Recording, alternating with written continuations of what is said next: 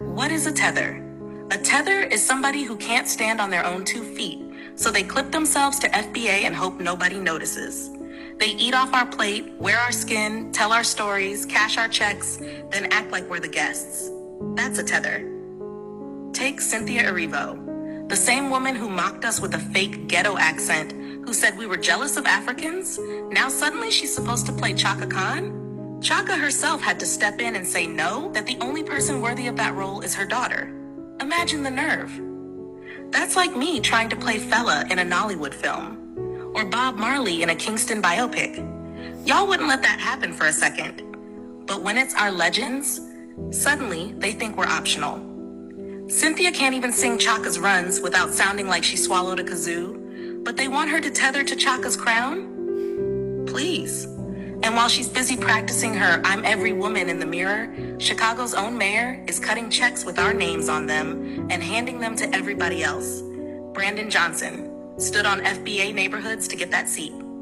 Then the first move he makes? $70 million for migrants, Latinos, and African diaspora groups, while our kids are still dodging rats in crumbling schools. You want to be the mayor of Chicago, but your first budget looks like a GoFundMe for everybody but us?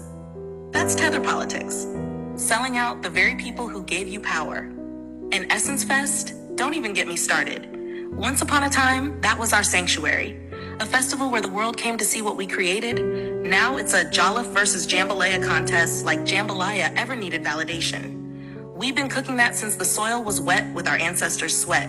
Jolliffe is fine where it belongs, but stop trying to act like it belongs here on the main stage. And steering the whole ship? Caroline Wanga, Kenyan-born CEO.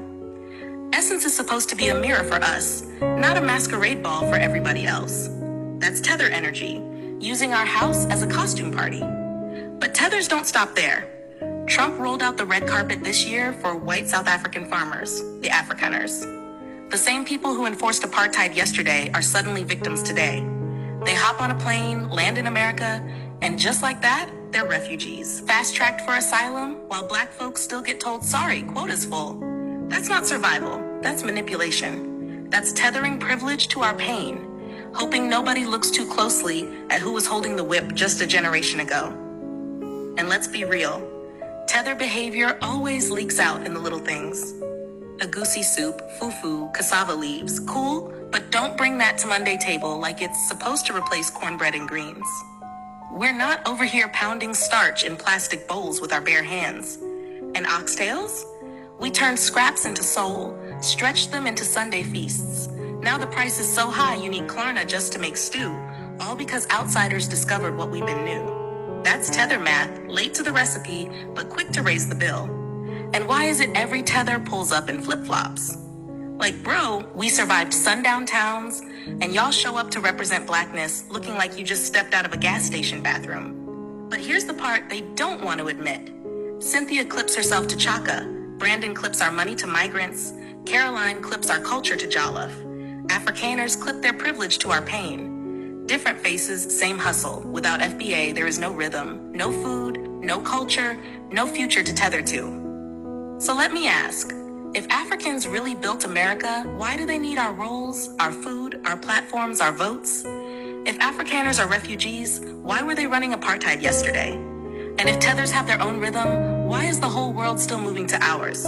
It's Labor Day, and maybe it's time the host stops feeding the guests. Because a tether can only survive if the host allows it. And FBA, we are the host.